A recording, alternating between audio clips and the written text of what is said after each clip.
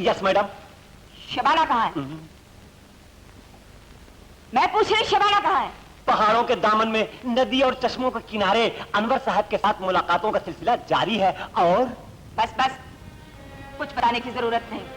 लीजिए वो आ गई।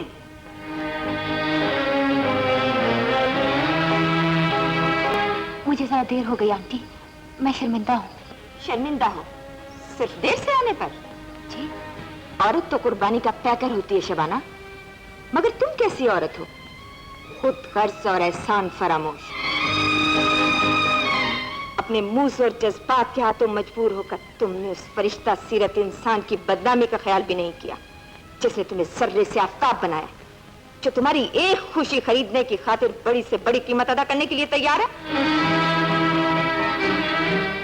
कभी उसके बारे में सोचा है क्या गुजरेगी उसके दिल पर?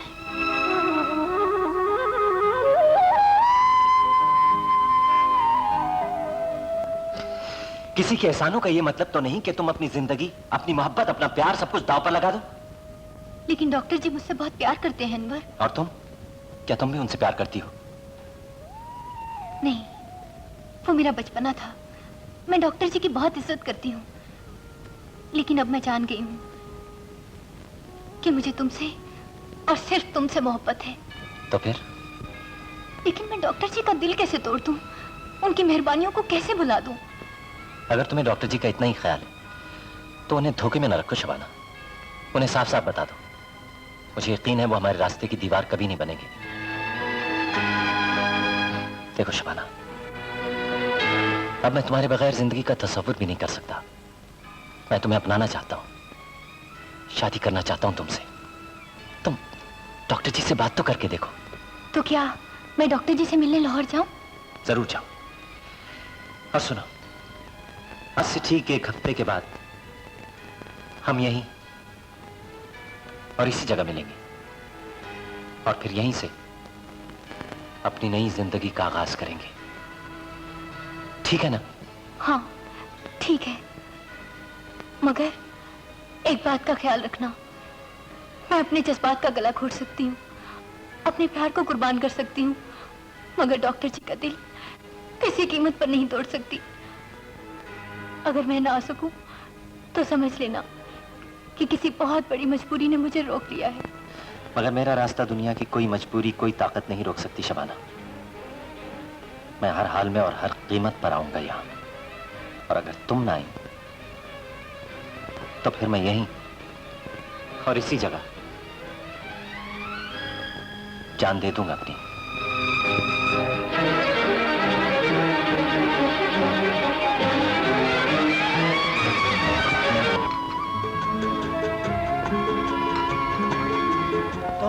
इसका मतलब है तुम दोनों को एक दूसरे से मोहब्बत हो गई है?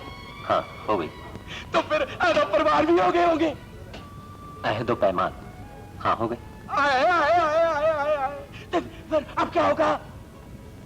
होना क्या है, वादे के मुताबिक एक और मुलाकात, उसके बाद शादी। शादी ना पर शादी किंज होगी? मैं भी फकड़, तू भी फकड़, और भी फकड़। कुछ ना कुछ कर ही लेंगे। तो फिर कर लेंगे। अल्लाह बड़ा कारसाज है, जहाँ दिन खाते हैं वहाँ 4 खा लेंगे। हाँ याद आया अनवर, तेरे जाने के बाद तेरे माँ प्यो आए थे तुझे लेने के लिए। बड़े परेशान थे बेचारे। मैंने कहा तू अपने घर वापस क्यों नहीं चला जाता? जिस शौक की खातिर, जिस फन के लिए घर छोड़ा है, उसमें कोई मकाम हासिल किए बगैर कैसे चला जाऊं घर?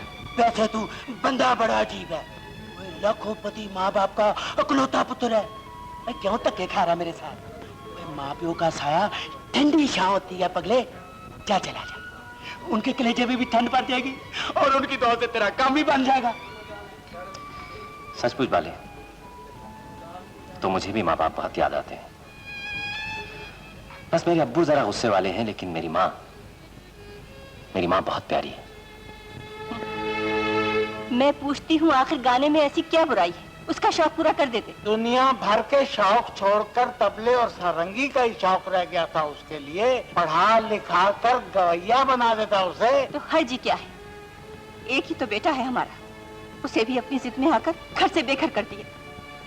उसके बगैर घर कितना सूना सूना लगता है। मैं तो कहती हूँ ये सब कसूर तुम्हारा है। न जाने मेरा बेटा कहाँ फकीरों की तरह दर बदर फिर रहा होगा। बस सारा इल्जाम मुझी पर है।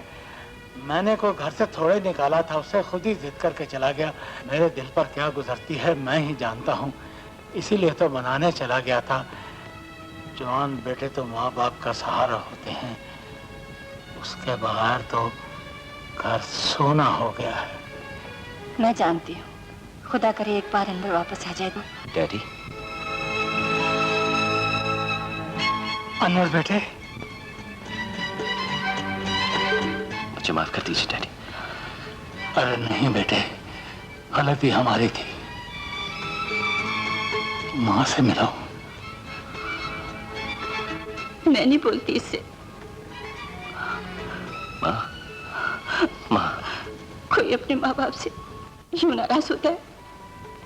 इतनी सी बात की इतनी बड़ी सजा। खतावार हूं माँ, जो माँ बाप के साए की ठंडक छोड़कर चला गया।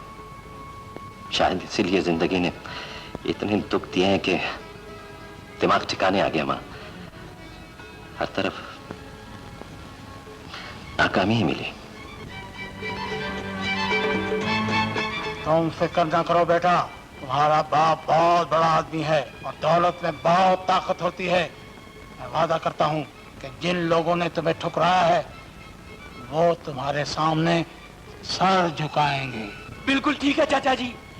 उस्ताद अब्दुल कादर और म्यूजिक डायरेक्टर जाफरी को ना भूलिएगा, मेरे यार को बहुत जलील किया उन्होंने। ये मेरा दोस्त है बाला।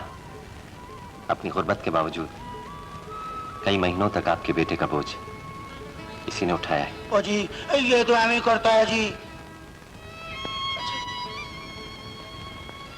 अनवर, तुझे तेरी मंजिल मिल गई। अच्छा, अब मुझे इजाजत दे। अच्छा जी, खुदा हाफिज। ठहरो बने, आज से तुम और भाभी भी यहीं रहोगे हमारे साथ। मैं तुझे उस गुर्बत की दुनिया में वापस नहीं जाने दूंगा दोस्त। गुर्बत? मैं कोई गरीब थोड़ी हूँ। अल्लाह का बड़ा फजल है मुझ पर, मुझे भी रेत का रिज़्क़ मिल जाता है। बस कभी कभी देर सवेर हो जाती है, मगर वो ऊपर वाला कभी नहीं भूला मुझे, कभी नहीं भूला। तुमने इतना कुछ किया है हमारे बेटे के लिए, आखिर हमारा भी तो कुछ फर्ज है। हमारे साथ रहने में आखिर हर्जी क्या है? हर्ज है ना साहब जी। गरीबों के घरों में तो सब समा जाते हैं, मगर अमीरों के घर गरीबों के लिए तंग पड़ जाते हैं।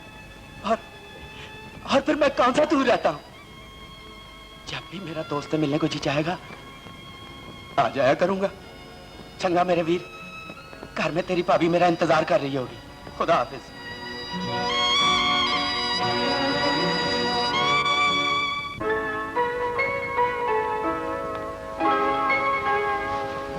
आदाब डॉक्टर जी। अरे शिवानी, तुम ब्यूटीफुल ब्यूटीफुल। बेगम जैदी ने तुम्हें क्या से क्या बना दिया? शुक्रिया डॉक्टर जी, मैं आपसे कोई बात करना चाहती हूँ। हाँ कहो। वैसे जब तक तुम इस घर में नहीं आई थी ना, ये घर बहुत सूना था शबाना। तुम्हारे आने के बाद पता नहीं कितनी रौनक आ गई। बोलो क्या बात थी? दरअसल बात ये है डॉक्टर जी के। बोलो ना। बात ये है डॉक्टर जी। डॉक्टर साहब, क्या बात है फखरू? आसपास के कुछ पड़ोसी आपसे मिलना चाहते हैं। इसे मिलना चाहते हैं? अच्छा बिठाओ, मैं आता हूँ। तुम बैठो, मैं आकर बात करूँ।